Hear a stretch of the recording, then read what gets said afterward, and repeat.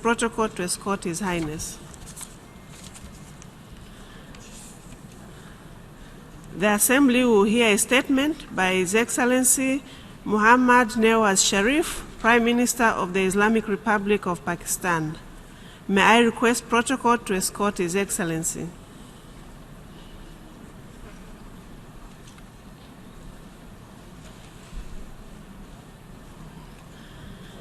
I have great pleasure in welcoming the Prime Minister of the Islamic Republic of Pakistan, His Excellency Muhammad Nawaz Sharif. I invite him to address the General Assembly.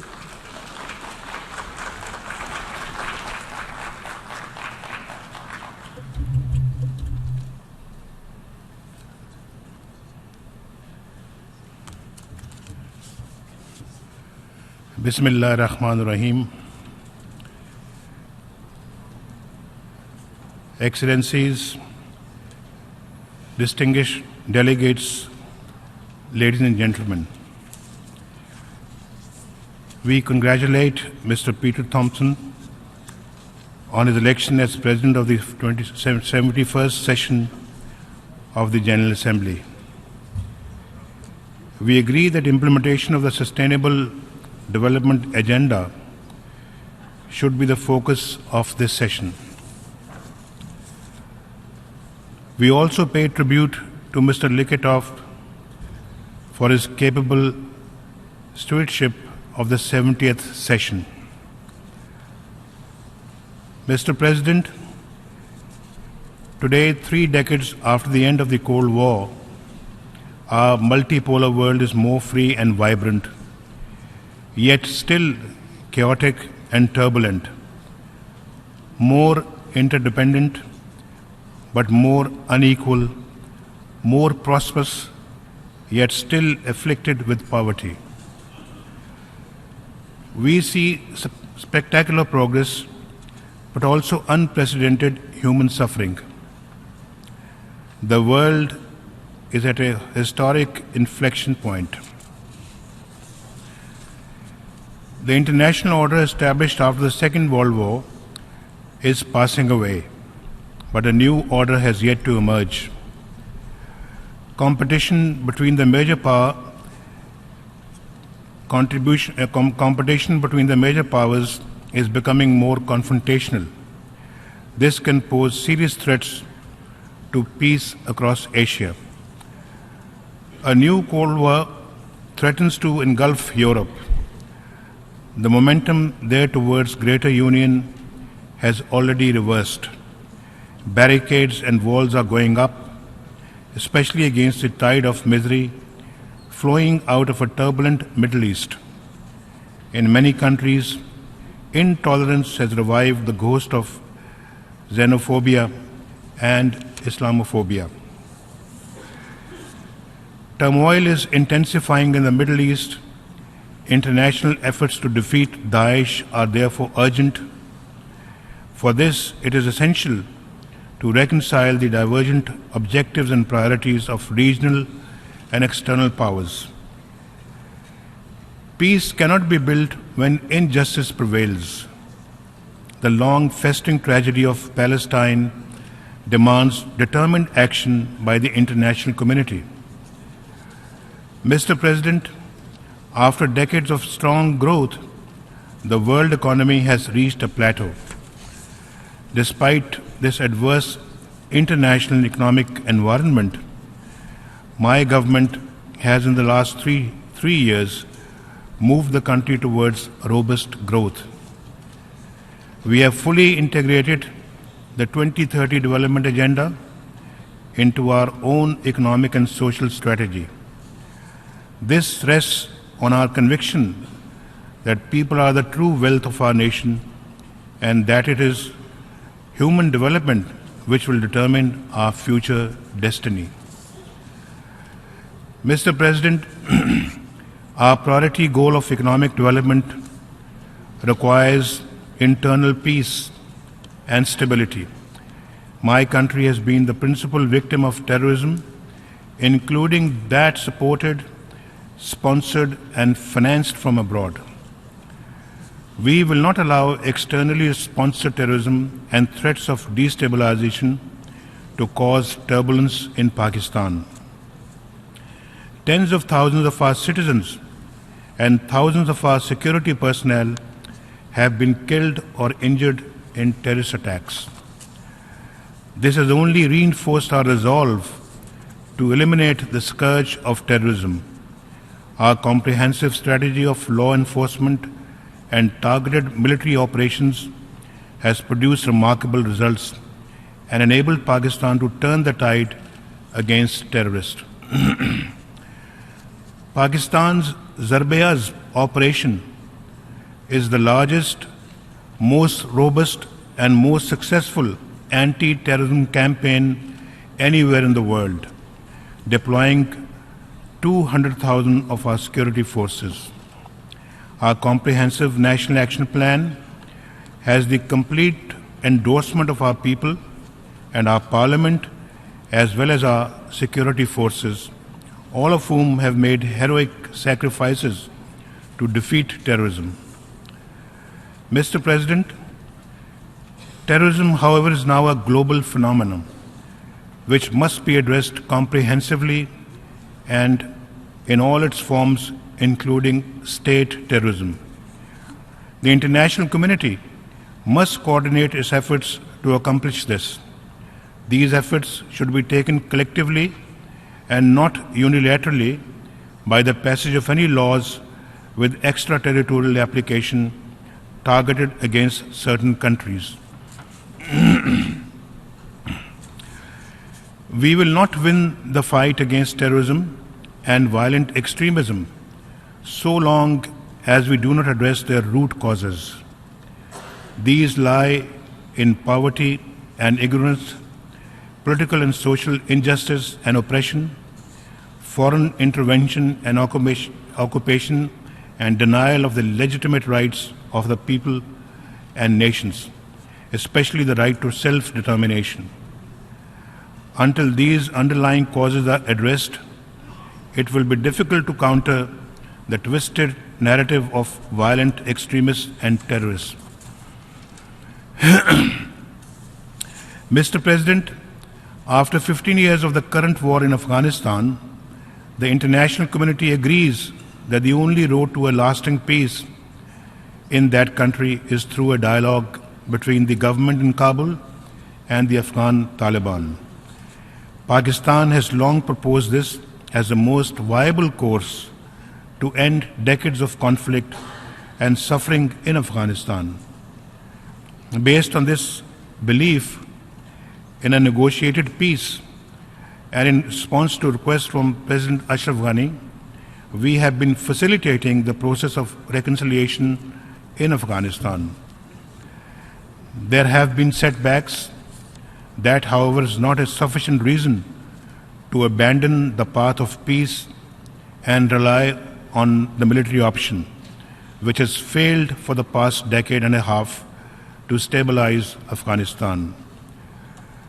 Progress will be assured only when the Afghan parties themselves conclude that there is no military solution to the Afghan war and work assiduously through a meaningful dialogue process for achieving reconciliation and peace at home.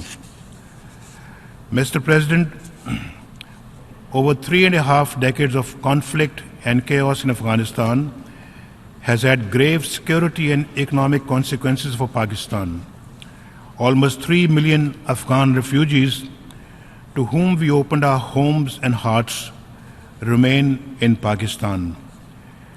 We hope to see them return to Afghanistan voluntarily and with dignity. Until they do, the international community must shoulder its responsibilities to sustain them. Mr. President, confrontation should not be our destiny in South Asia. Pakistan wants peace with India. We have gone the extra mile to achieve this, repeatedly offering a dialogue to address all outstanding issues. But India has posed unacceptable preconditions to engage in a dialogue. Let us be clear. Talks are no favor to Pakistan. Talks are in the interest of both countries. They are essential to resolve our differences, especially in Jammu and Kashmir dispute, and to avert the danger of any escalation. Mr. President, peace and normalization between Pakistan and India cannot be achieved without a resolution of the Kashmir dispute. This is an objective evaluation, not a partisan position. Our predictions have now been confirmed by events. A new generation of Kashmiris has risen spontaneously against India's illegal occupation, demanding freedom from occupation. Burhan Wani, the young leader murdered by Indian forces, has emerged as a symbol of the latest Kashmiri Intifada, a popular and peaceful freedom movement led by Kashmiris, young and old, men and women, armed only with an undying faith in the legitimacy of their cause and a hunger for freedom in their hearts. Mr. President, this indigenous uprising of the Kashmiris have been met as usual with brutal repression by India's occupation force of over 500,000 soldiers. Over 100 Kashmiris have been killed, hundreds, including children and infants, blinded by shotgun pellets, and over 6,000 unarmed civilians injured over the past 2 months. These Indian brutalities are well documented. I would like to inform the General Assembly that Pakistan will share with the Secretary General a dossier containing detailed information and evidence of the gross and systematic violations of human rights committed by Indian forces in occupied Jammu and Kashmir. These brutalities will not suppress the spirit of the Kashmiris. It will only intensify their anger and fortify their determination to see India end its occupation of Kashmir. From Srinagar to Sopur, the men, women, and children come out each day, defying curfew to demand freedom. Mr. President, Pakistan fully supports the demand of the Kashmiri people for self-determination as promised to them by several Security Council resolutions. Their struggle is a legitimate one for liberation from alien occupation. International law and declarations of the United Nations on self-determination give the Kashmiri people the right to struggle for their freedom. Every year, the General Assembly unanimously adopts the resolution which reaffirms the right of all peoples to self-determination and calls on the states concerned to immediately end their occupation and all acts of repression. Mr. President, on behalf of the Kashmiri people, on behalf of the mothers, wives, sisters, and fathers of the innocent Kashmiri children, women and men who have been killed, blinded, and injured, on behalf of the Pakistani nation, I demand an independent inquiry into the extrajudicial killings and a UN fact-finding mission to investigate brutalities perpetrated by the Indian occupying forces so that those guilty of these atrocities are punished. We demand the immediate release of all Kashmiri political prisoners, an end to the curfew, freedom for the Kashmiris to demonstrate peacefully, urgent medical help for the injured, and abrogation of India's draconian laws.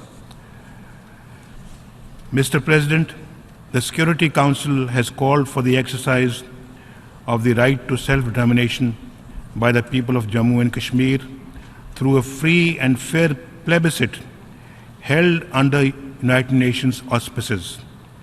The people of Kashmir have waited 70 years for implementation of this promise. The Security Council must honor its commitments by implementing its own decisions. This General Assembly must demand that India deliver on the commitments its leaders solemnly made on many occasions.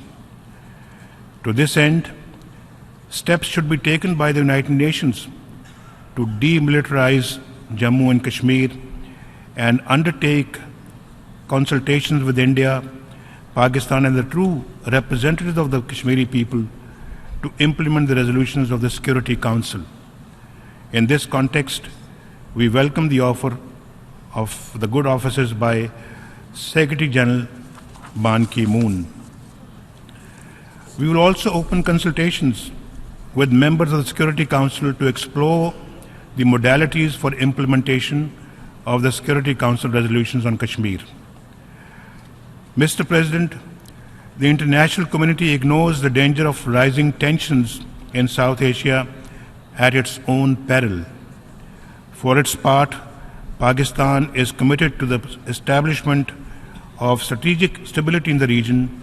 It neither wants nor is it engaged in an arms race with India.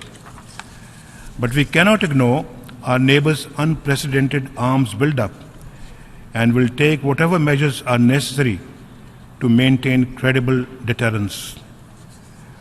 We have consistently urged the conclusion of bilateral arms control and disarmament measures between Pakistan and India to prevent conflict and avoid wasteful military expenditure.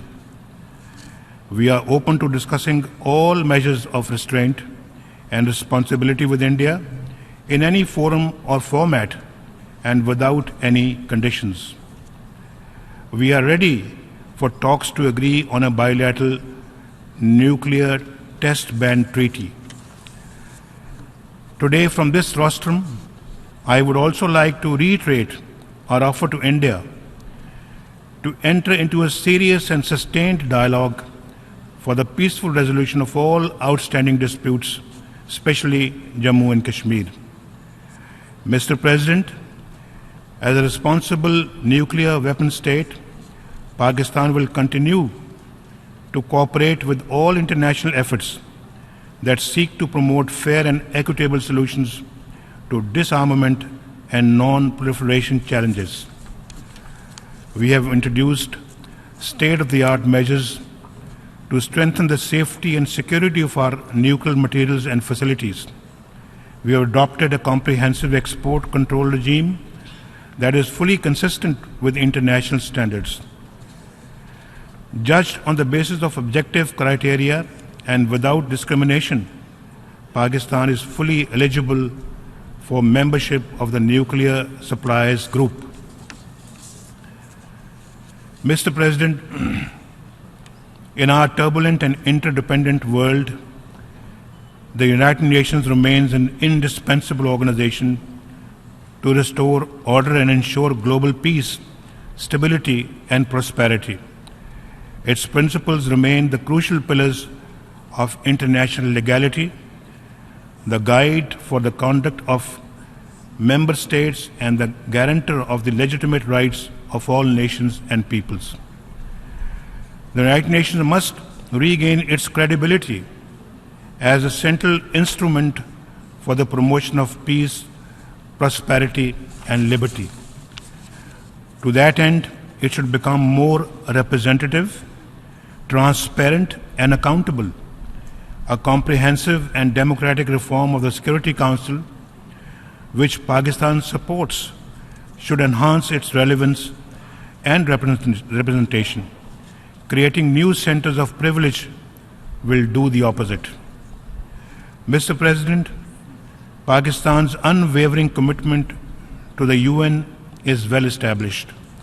We have played a pioneering and consistent role in UN peacekeeping, and despite our own security requirements, we will remain one of the world's largest troop contributing countries and maintain our record of success in multiple UN peacekeeping operations. Mr. President, Pakistan has a vital stake in ending conflicts, fostering peace, fighting terrorism, strengthening democracy, promoting human rights, generating global growth, and overcoming the challenges of environmental degradation. We can achieve these goals and create a new and peaceful world order only through the United Nations and by strict adherence to the principles of its charter. I thank you, Mr. President. On behalf of the General Assembly, I wish to thank the Prime Minister of the Islamic Republic of Pakistan for the statement just delivered, and I request protocol to escort His Excellency. The Assembly will hear a statement